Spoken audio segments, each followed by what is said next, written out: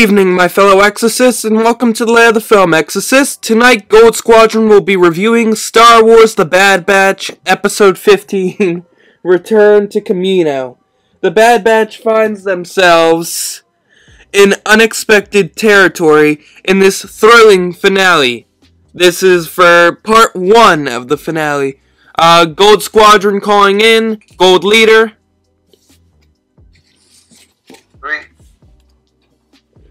Okay, so, yeah, pretty much it takes place right after Hunter gets captured, and it, follows that storyline. We learn that, Crosshair took out his chip, and is just really pissed off at the Bad Batch for leaving him in the very first episode.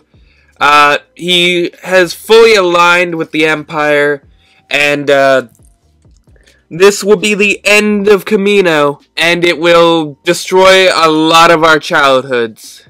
Definitely a very good episode.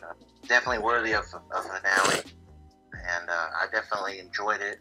I love bits and pieces of the music that they added for this one, because we heard music from episode 2, movies, Attack of the Clones. And so it was just nice, it was sad, and really just, that's what made it great. I mean, I loved every part of this episode.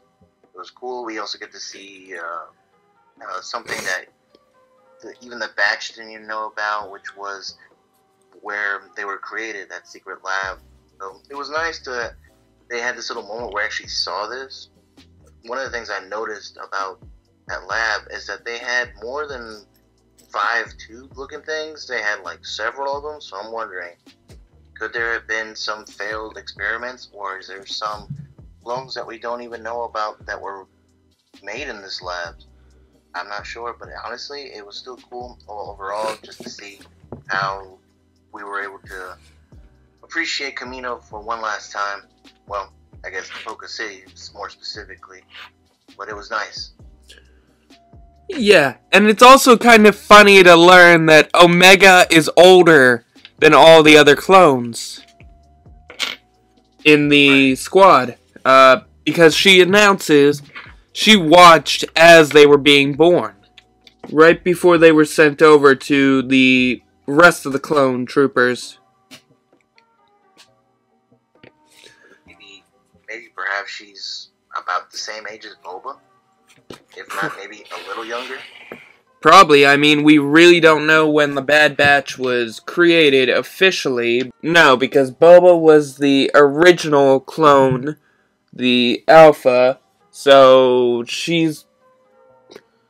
maybe she was made a year later. We officially don't know the exact time that Omega was made. We just know she's pretty much the sister of Boba Fett. And it kind of does confirm my theory that maybe it's the DNA in Jango Fett that came from his mother that would have, if life changed its mind, he could have been born as a woman instead of Jango Fett if there was a lot more of that DNA. So maybe they took a part of his DNA that was feminine. Because we all have it. It all just takes one decision in the womb for you to either become a man or you become a woman. They took an XY to make Boba. They took an XX to make Omega. All depends on one type of chromosome. Other than that, you know, I do understand Crosshair's feelings in this one. He definitely has some justified reasons and feelings for the way he did. I mean, the thing was, you know, we gotta run because you're trying to kill us, but never was there an attempt, at least to our knowledge, of them trying to go back and finding him. Like, yeah, he was shooting at y'all, but you didn't want to rescue your brother until now. So what he said was, like I said, justifiable, and you know, he was in every right to feel the way that he did. He never wanted to truly kill them, because obviously, like you said, he could have done it, and there were many opportunities where he could have, where, you know, he just really wanted them to be back with him and be part of the Empire.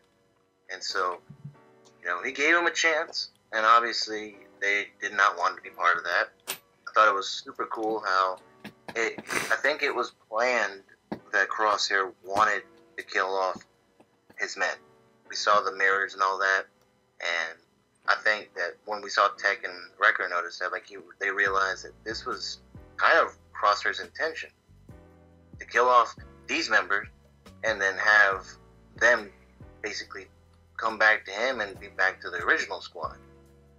So I thought that was kind of cool, and obviously a little fight between Hunter and him, and then them having to work together again. I loved when the music was playing, when they were working together to destroy the droid. I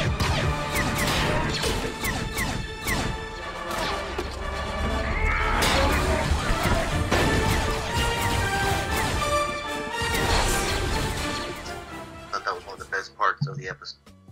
It's also kind of funny that it was Crosshair's squad member that ultimately caused the doom of Kamino, or his doom, by reporting against him.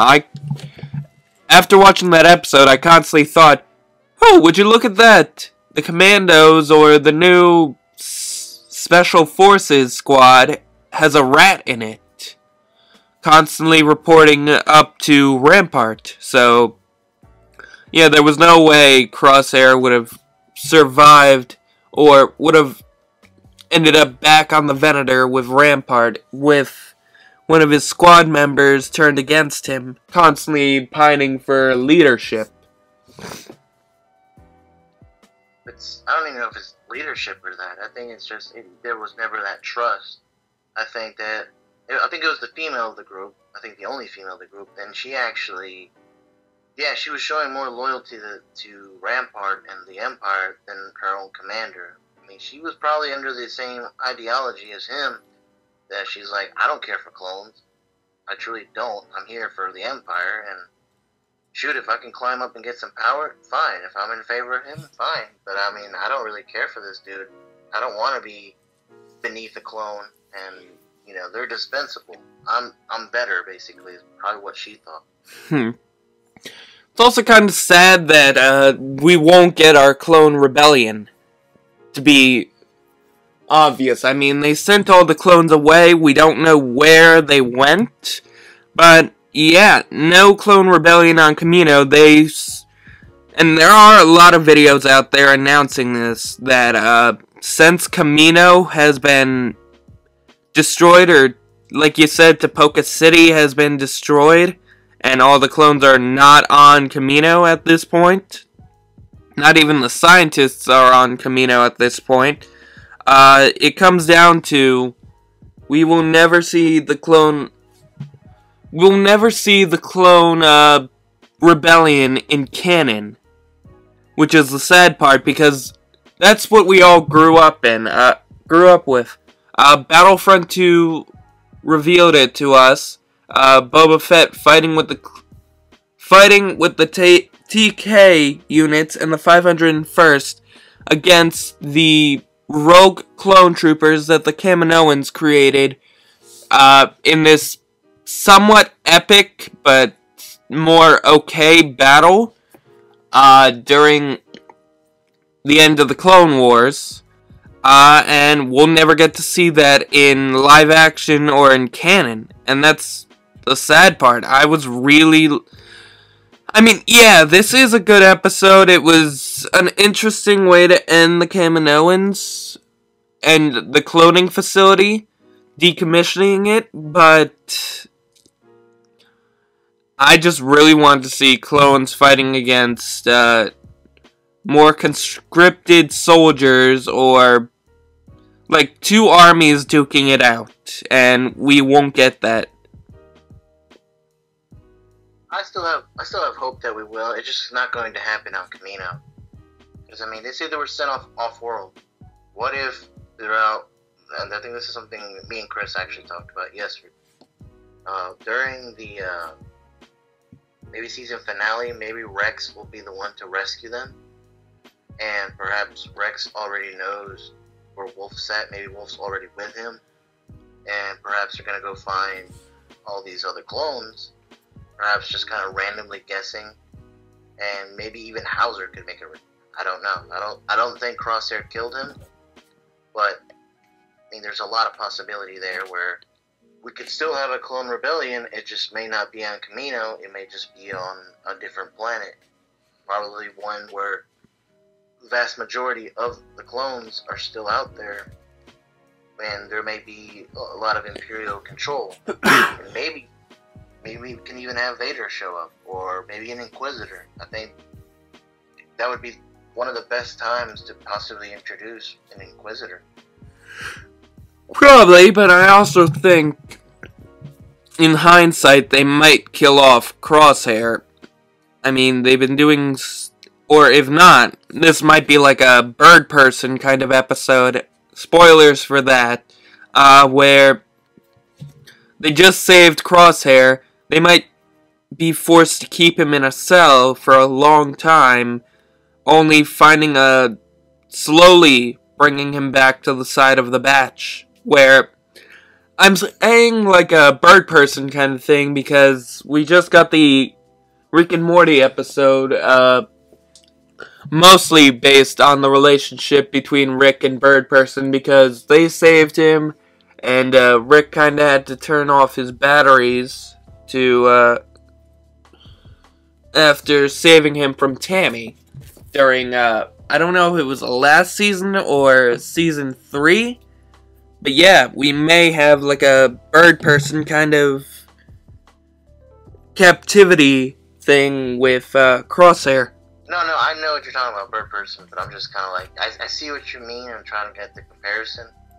It's just kind of like, well, I think Crosshair's going to stick it out for a while. I don't foresee him. If they kill him off if he dies heroically, because that's kind of at this point what I would see him going out in this next episode, I'd be okay with it. But if he survives this next episode, then that means that he's probably going to live a little longer and probably going to be part of the squad again. Because it would be very dope to have all 6 of them working together. Omega has become more useful now. She's definitely grown. I mean, we saw how easily she was able to control that bow and arrow at this point. She's using it very well now. It's like nothing now. And remember seeing her struggling, and now she's just a natural at it. So true. You have all kinds of abilities in this squad, and having Crosshair, yes, I know all he knows is how to be pretty much perfect at shooting, but it would be great. And if he does decide to side with his brothers, I could definitely see him wanting revenge against some of the Empire. It's like, well, they really turned their back on me much worse than what you guys did. At least y'all went back for me. These guys literally wanted me to die with you. So maybe he'll be more revenge-driven against the Empire, and I'd be totally fine with that. Yeah, but to be honest, I don't think Rampart's gonna survive this series. I mean, we haven't seen him at all during the Age of the Empire. At least for now, it hasn't been confirmed. But yeah, I don't think he's gonna survive. Their revenge, because it would definitely be perfect for Crosshair to take him out. It would be the darkest thing that Crosshair does, but it would make sense. It's also a huge possibility that we may never see the, I think it was called the Havoc Marauder, correct? The ship. Yeah, we might never see it again, because, the tunnel system, if you think about it now, since Tapoka City is pretty much sinking right now, they either might have to find a new way off Kamino, or the ship's gonna be lost completely as the entire place floods, including the tunnels. So we might lose the Havoc Marauder, which is also kind of sad because we lose the Gonk droid. Hey, but at least you get AZ at this point. Yeah, but why do we have to lose Lord Gonk? No, I agree. I don't want to lose him, but I mean, sometimes sacrifices need to be done. I'm more sad at the fact that we may lose the ship itself, because I love that ship. It's really cool. We all do, but Gonk is a part of the team. Oh no, yeah, for sure. I mean, he was definitely he's been useful. I mean, he's been Wrecker's workout machine, and at the same time, it saved the ship. Yeah, but on the bright side, now we've got more members on the Bad Batch. We've got our new medic, AZ. We've got Omega, the bow girl. We got the sniper back, possibly, if he doesn't end up dying in the next episode. We got the muscle, the tracker, the tech, the metaphorical droid, and that was a dig at tech. The metaphorical droid, because tech acts pretty much droid-like. It's a really brilliant episode. It's a good way to show that even if you're special forces, you're not going to be as good as a clone commando squad. That's why there was always a pretty big success rate for Clone Force 99. But yeah, we got the training droids. We got to see them being used once again before the city was destroyed. But then again, if you think about it, Omega also kind of set them for any targets up there, so she kind of put her brothers in danger again. Which also led to one of the greatest fights with Hunter and Crosshair working together yet again. I also find it really funny that Crosshair predicted Hunter's plan. That instead of going through the front, they go through the middle. And like in many, many movies, the villain always suspects it and knows what they're gonna do. We also gotta talk about a bit more on Crosshair's point of view, because I still think he was kind of wrong in what he did. He ended up constantly going after his brothers. He also... It was very menacing when he asked Rampart, "Would you like me to capture them?" He almost killed his brothers on that Venator. But I mean, they almost killed him with a engine. The same engine that he almost killed them with. Right, so I mean... That was kind of his fault. Yeah, it was. But I mean, it was either killed or killed or be killed at that situation. And it's not like he was alone. He had a whole squad with him, so... Yes, he had a whole squadron with him, but he almost killed his brothers, and he knew he was going to kill them. It was only the luck of the bombs that they found on said Venator that they survived. So, not all his actions were justified. No, but I mean, his feelings were. I will give him that. You know, he felt betrayed, and typically what do people do when they're betrayed? They're angry, they want to retaliate, and that was the case with him. Yet then again, he also could have at least tried contacting Hunter and letting them know his feelings instead of constantly trying to put a bullet in the back of his head. You're not wrong, but I don't think communication is Crosshair's forte. Then again, he also did mention that this is him. He is a murderer, pretty much. Which we kind of knew. That's kind of the vibe he generally gives. You know, he's kind of a cold person.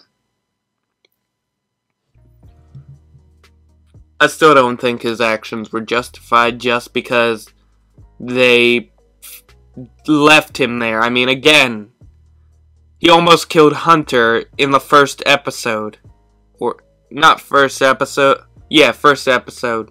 When you attack your own squad mates, do you really think they're gonna come back for him? I think they had the chance to go back as much, but I wish they had. I mean, but at the same time, they didn't know where Crosshair was all the time, so... They also didn't know that he wasn't fully aligned with the Empire. I mean, he made it very clear that he joined the Empire against them. So, there really wasn't that much of a reason if you think your brother's going to kill you every chance you get to try and save him. I don't know. I really don't think what he did was justified. And there was no way they could have saved him if he was constantly trying to kill them. And after he announced he was with the Empire.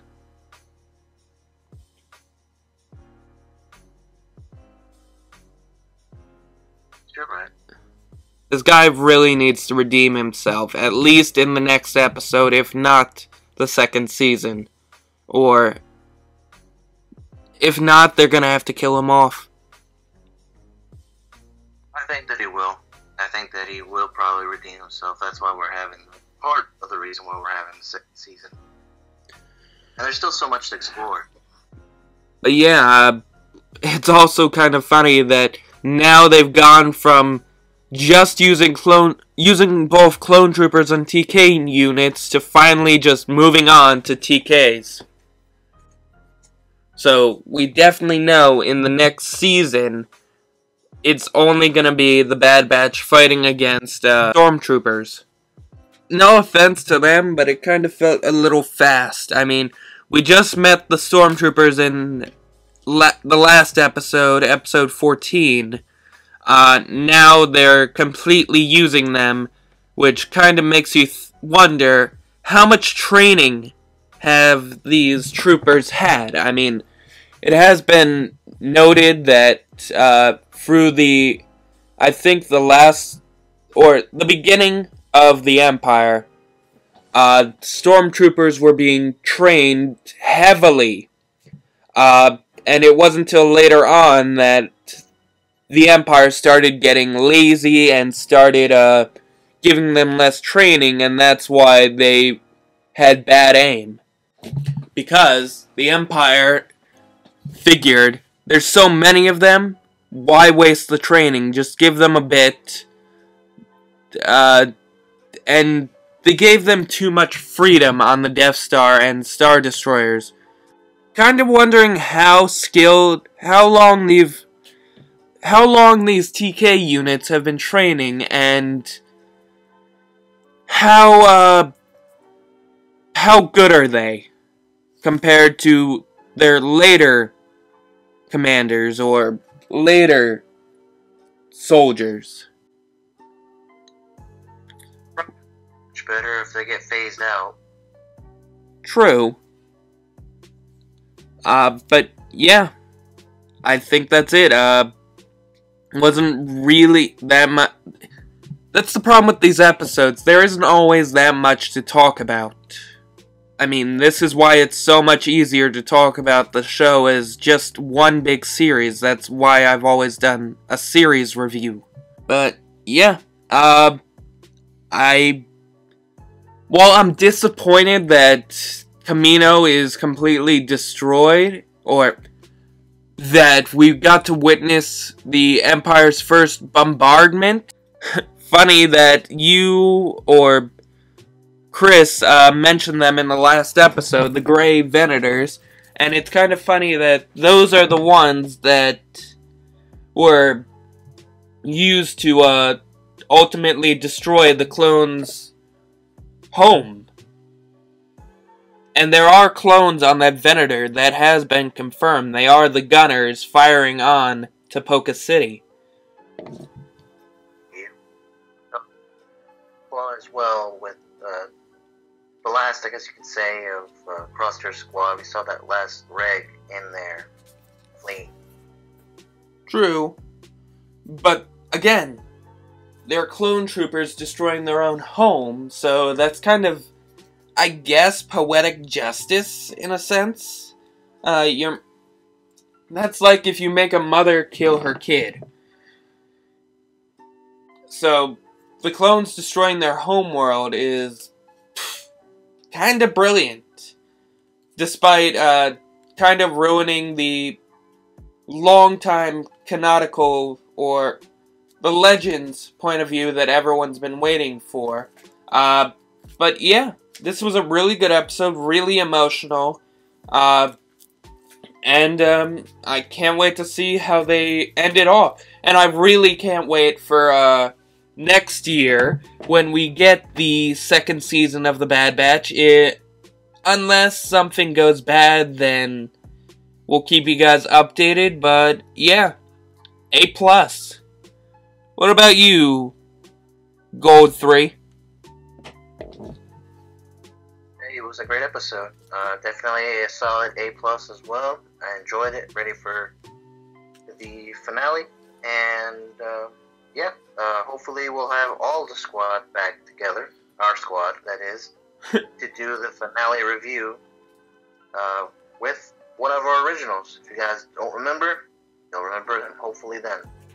But yeah, it was a real fun episode, and ready for the roller coaster of emotions that we're going to be all feeling hopefully in next week's episode, or I guess this week's episode coming up. Right. So yeah. Have a great day, or have a great night, depending on when you're watching this, and, may the Force be with you always, and, Gold Squadron, signing out.